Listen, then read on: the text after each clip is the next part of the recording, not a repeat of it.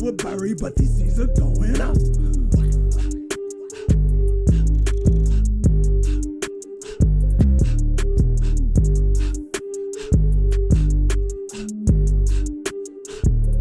Nothing but up. Nothing but up. Nothing but up.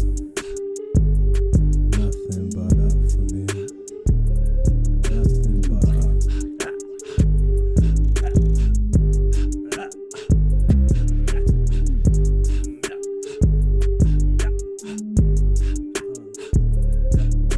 The names are going up. Prayers lifted up. A pressure burning up. Your term is running up. Nature going up. Ancestors rising up. Thought we were buried, but these seas are going up.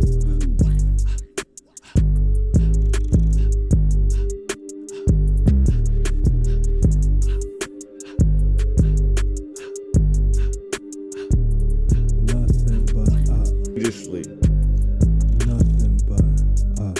examining the Black print, Nothing but bringing it to present and futuristic times, and developing co-ops. Here we go with a collective mind. Yes, Ashe, Most Def Hotep. Welcome, family, welcome. We'll get it going in a few seconds. Yes. East Oakland Grocery Co-op, feeding our community.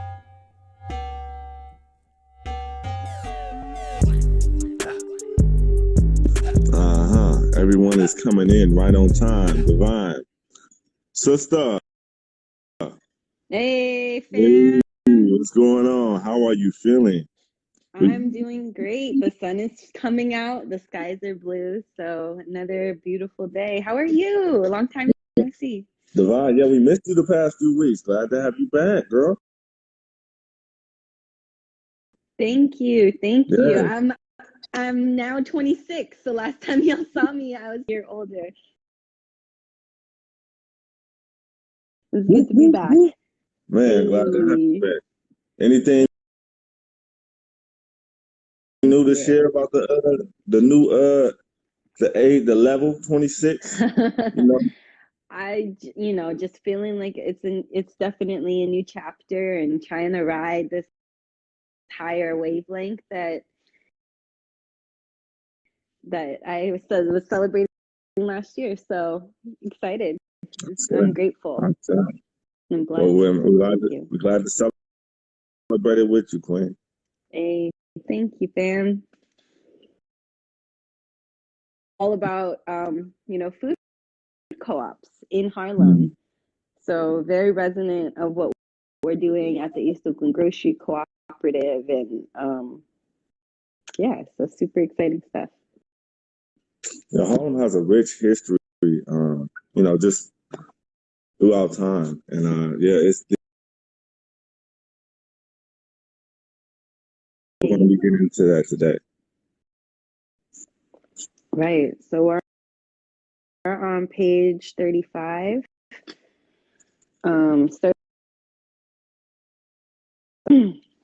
Here we are in the 1930s, and this section talks about just different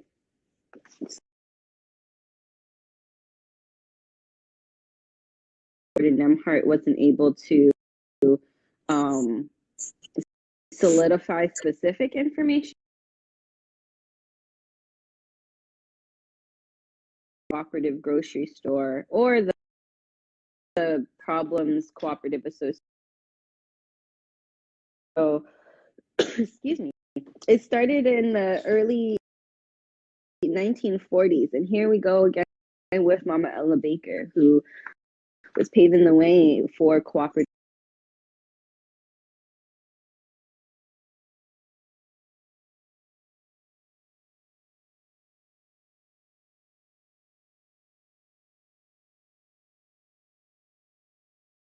More about this cooperative history, we see that a lot of food co-ops actually get their origins from buying clubs. So we'll actually see that a little bit more as we move through this section. How did you guys? How did the East Oakland Grocery been a long time vision and dream of residents and community organizers for a long time. So we just happened to come upon this opportunity with divine timing to be able to launch the project. Developing those phase 2 programs now, right? So is it going to be a buying club? Since we're in the pandemic, is it going to be a delivery service or curbside pickup? All these uncertainties that we're facing on multi levels, right? But is resonant with community too. I say so we need it. No, go ahead. Yeah, definitely. Thank you. Yes. New York Urban League. So it was really grassroots, right? They started from the ground up. And so in 1941, the cooperative conducted a membership drive to establish a cooperative store in the communities.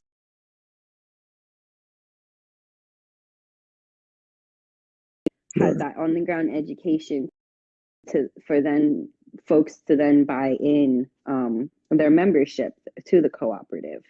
So this is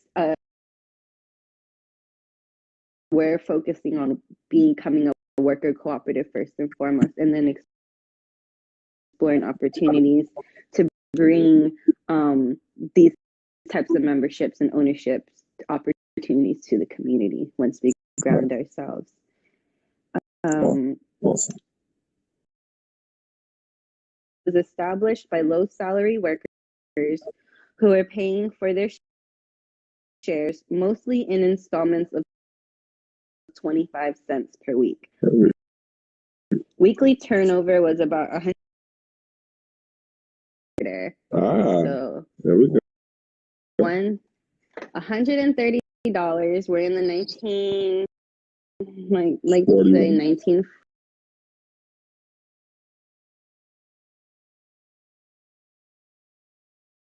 of $2,279 today. Wow. So weekly growth, right? That's a lot. I mean,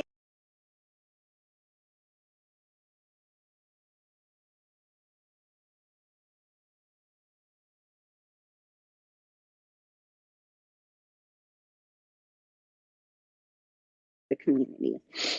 Consistent. Very cool. And then in its second year, it then merged with another cooperative called the Harlem's Own Cooperative.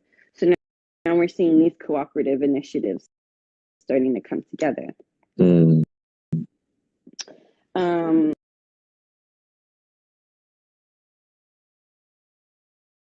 Was the HCC, excuse me, let me start from the beginning. According to the HCCC's letterhead, the same George E. Haynes. So this must have been a cooperative started or supported by the Federal Council of the Churches, which, as we know, is a really strong force in the Black community, our churches.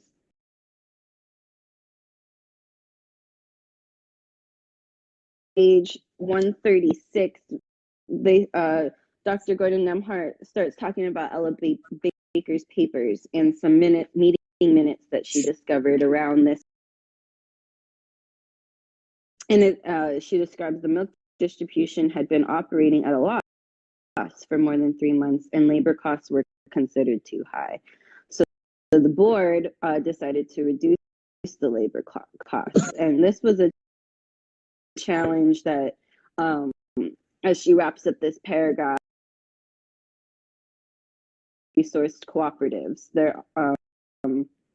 So it says their officers used all kinds of measures to stay in business. So the balance between labor costs and revenue weren't necessarily matching up. To The next co-op is Modern Cooperative Association of Harlem. So the Modern Co-op, as it was called. So they Rochdale principles in the northeastern area, but Dr. Gordon Nemhart had found evidence of others, but she said she noted that that's not to say that isn't true. There's just not enough evidence to prove it because there's evidence of other co-ops. But she said, like, given the other information I have, it doesn't seem likely that the modern was.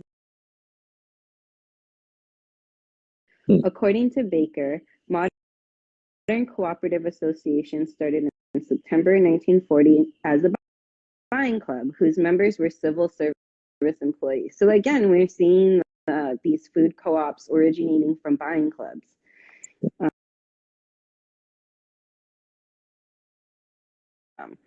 With 1/3 of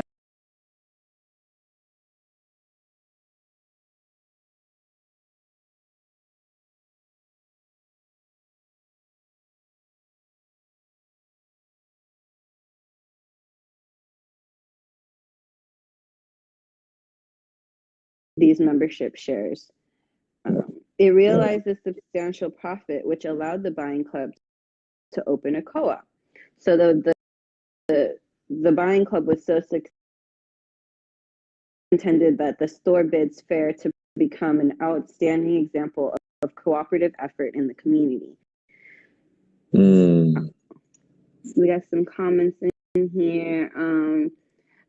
Brother Greg said that price point for shares seems to be key. Yes, definitely. And also like paying attention to who, just the different demographics to 1/3 of its members, those member shares. Then we move into the second paragraph of this section. In here, it says 20 mostly middle-class African Americans came together to increase the quality and decrease the cost of their groceries. So increasing the quality of their groceries and decreasing the cost.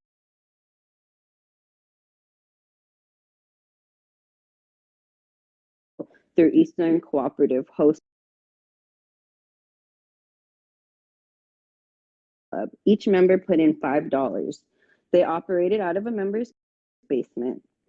And Crump emphasizes that the president of the he identified her as Mrs. Thurgood Marshall, who Dr. Gordon Nemhart perceived to be Thurgood Marshall's first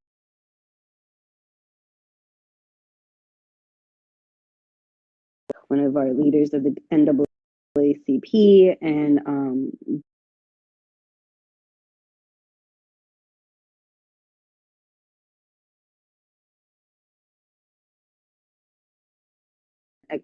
acknowledgement of their contributions to this movement. Right. So in April 1941, the Modern Co-op began to raise capital for a retail store. So after that membership, they were able to raise capital for a retail store, and minimum investment per family was set at $15. And the store opened on May 31st, 1941. So we're moving into page 1. Some more calculations.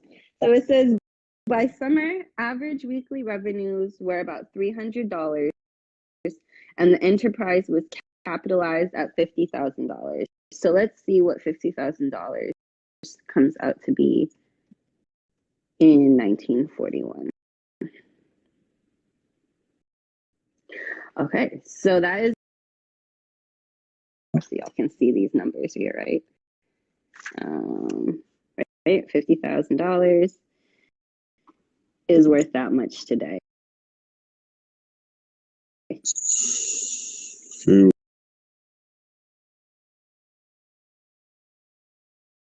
Received a patronage rebate rather than a dividend.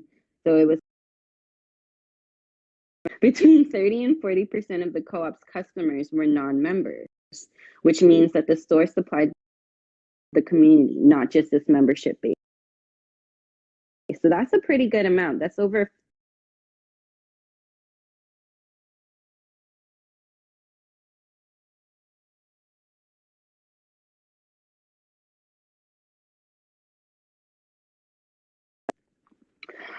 weekly study. So the education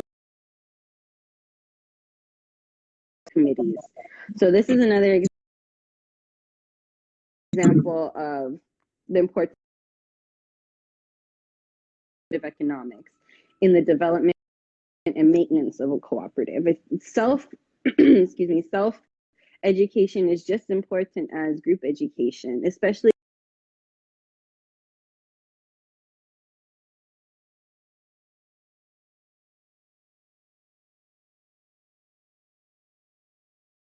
it is a lifestyle change. And so it goes beyond having conversations like these and having exchanges. This is extremely important and vital to build that into your daily routines, your practices, your life practices, the way you talk to folks, the way that you communicate yourself to others. It translates into so many other realms of life, not just cooperative economics, not just cooperative business, but it really is a shift in the way that we think. So we have to constantly be teaching ourselves, and we have to constantly be learning, right? Looking at ourselves as students of life. We don't. And then for that statement, yeah, that's true. And through the education piece, we see that this is how to make cooperatives a more widely used strategy. That was a goal of this modern co-op as well. So starting with the buying club and growing from there.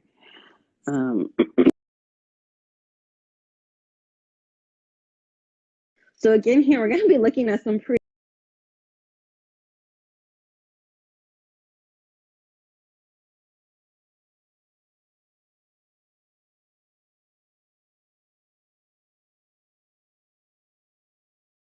Falande Gardens,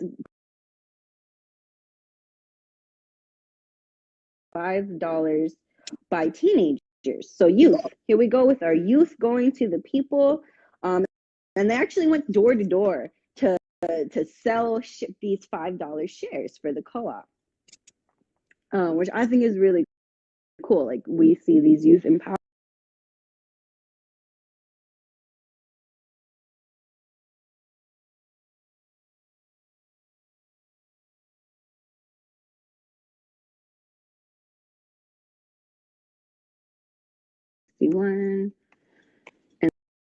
And then now we're in 1968, right? So let's see what that comes.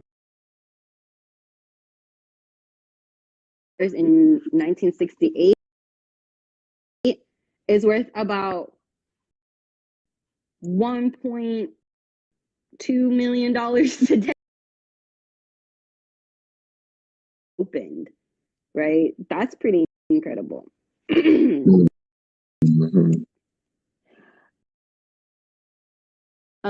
And then it grew to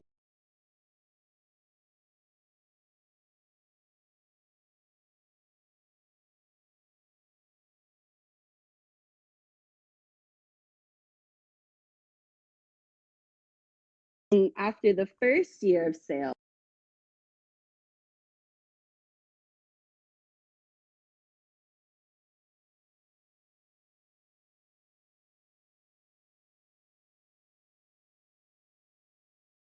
Woo! Look at that. 12,593,000. First year though, that is amazing. And they got a lot of publicity from this. Like Time Magazine wrote articles, New York Times wrote articles, Dr. press coverage about this co-op, partially from their success, but also they had gone through some labor disputes that we'll talk about in a second. But really highlighting, again,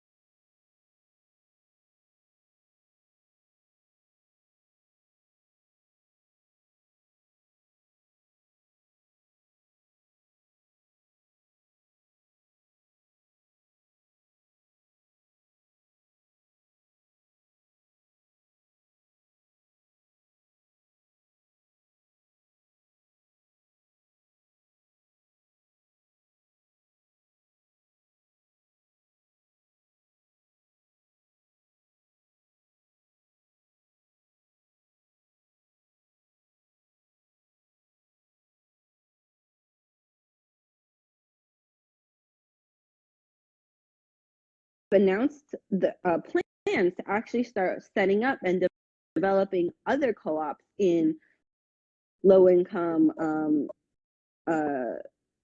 areas around the city. Company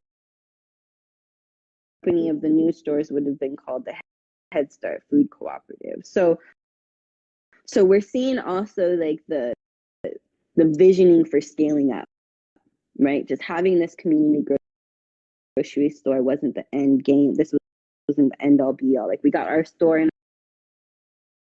visioning to actually bring these to other communities. And how do we do that?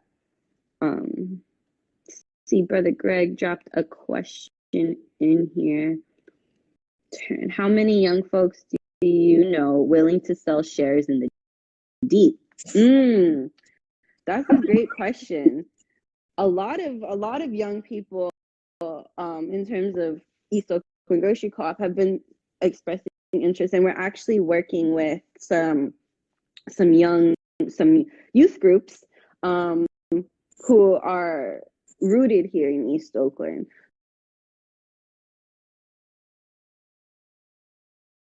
With our Black and brown farmers, bringing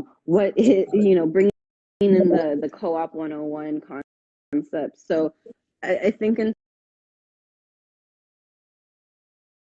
the time to get them activated, to plant those seeds, let those seeds germinate, so that when we're time to sell shares, that they're ready to go, and they're versed on what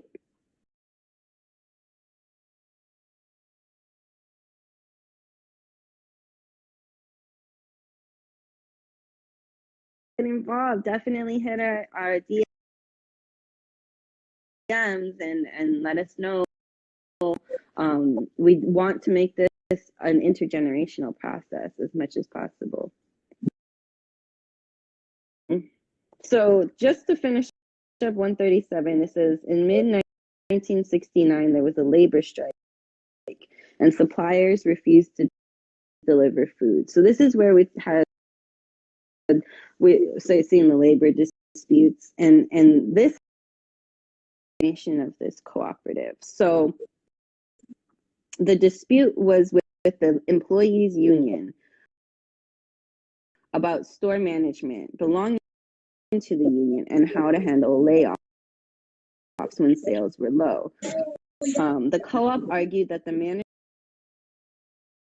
and was exempt from union rules. The union argued that the department managers who were union members should do the buying. Cooperative stores do not always have unions, and those cooperatives that do are often started by prolonged, and it almost destroyed the cooperative. So the board tried to fire Cora Walker, who was the founder of this cooperative, because she accused some of the board members of betraying the cooperative community project, right? So they're going against the values that were instilled in this cooperative. She argued not only that control over buying should remain in the control of who could be hired. Walker argued that if the co-op was going to help the community, it should be able to hire members from the community and train them. But this was not part of the proposed union contract.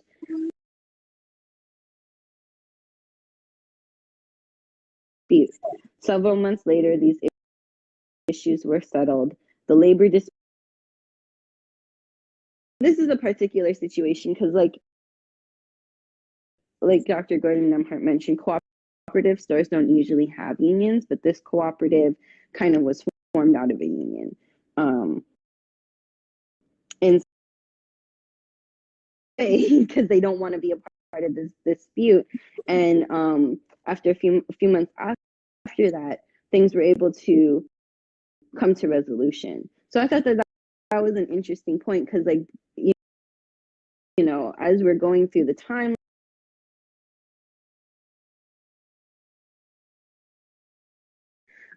so this squashed it though, for real. And this became, you know, a really important historical cooperative. Look at the numbers that they were generating in the 60s. It's amazing.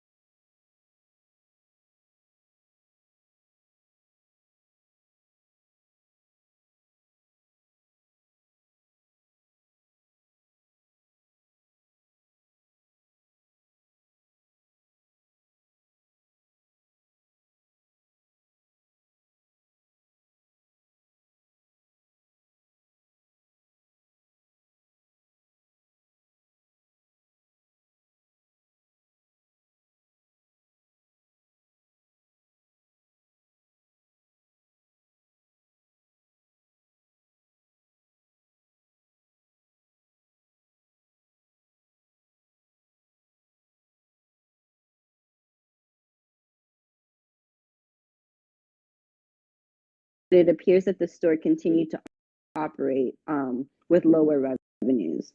So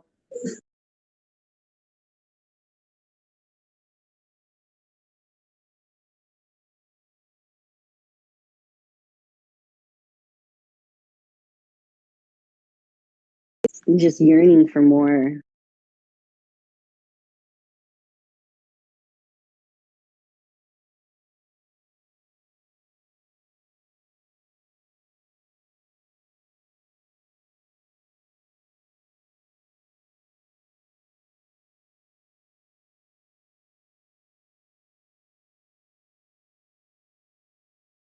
The Black housing cooperatives in Harlem. So there were a few cooperative.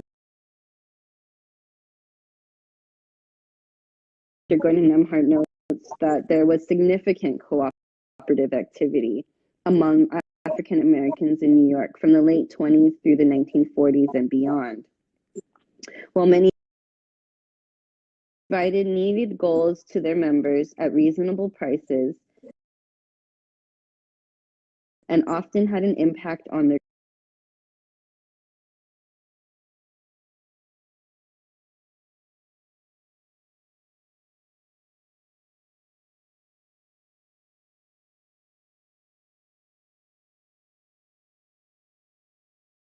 This is the Black print. This is we're following in their footsteps. I say no question. That's deep. That was deep. That was a lot. And man, I can't. Right. But the cooperative history, I haven't heard or read so much so far. Hopefully, we can find out more, dig up more, and there's a lot of cooperative efforts happening right now that I'm very proud to be a part of. Family, drop in any comments or questions, and we'll be back to continue tomorrow, picking up at the bottom of page 139. Same Black